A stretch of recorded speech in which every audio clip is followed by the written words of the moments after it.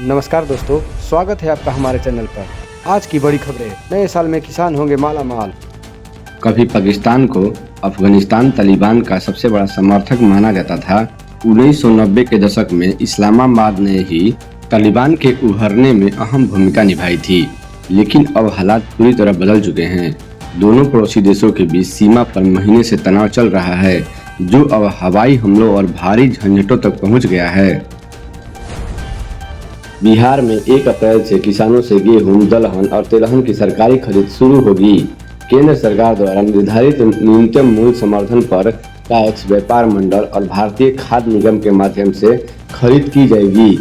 गेहूं का MSP 2585 रुपये प्रति क्विंटल है। पूर्व केंद्रीय मंत्री और जनता दल यूनाइटेड के राष्ट्रीय अध्यक्ष रह चुके RP सिंह की पार्टी में वापसी पर चर्चा जोरों पर है। RP सिंह स्वयं इसको लेकर अपनी इच्छा भी जता रहे हैं। पिछले दिनों जब एक कार्यक्रम में CM नीतीश कुमार ने उनका आमना सामना हुआ तो वो भावुक नजर आए।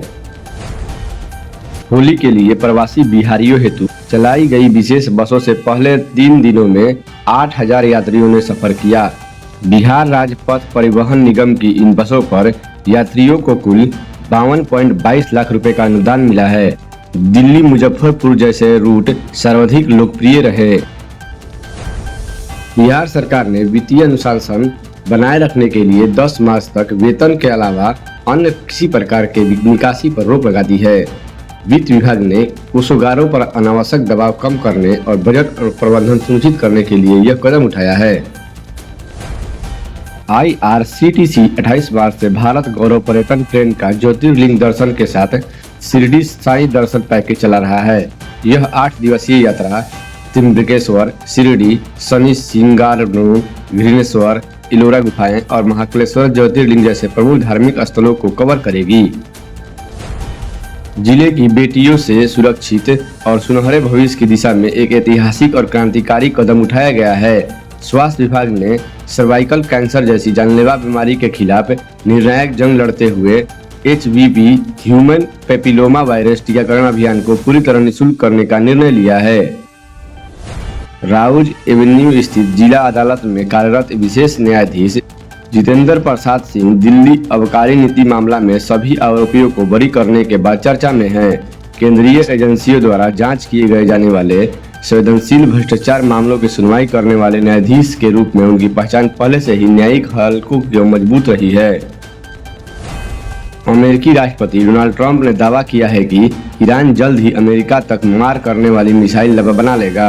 यह बयान अमेरिकी ईरान तनाव के बीच आया है। हालांकि अमेरिकी खुफिया रिपोर्ट इस दावे का समर्थन नहीं करती।